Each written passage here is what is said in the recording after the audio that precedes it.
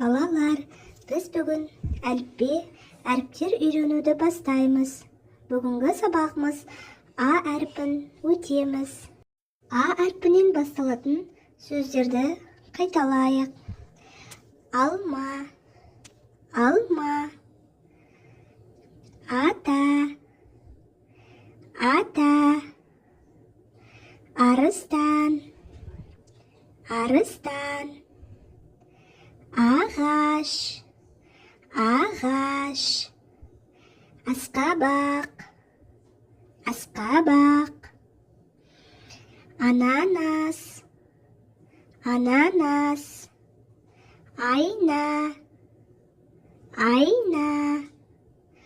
Алмұрт, алмұрт. Ат, ат. Алтын мен арман, алтын мен арман.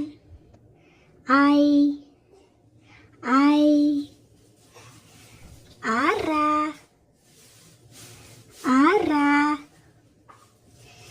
Аққала, аққала. Жарайсыңдар балалар, тыңдағандарыңа көп рахмет.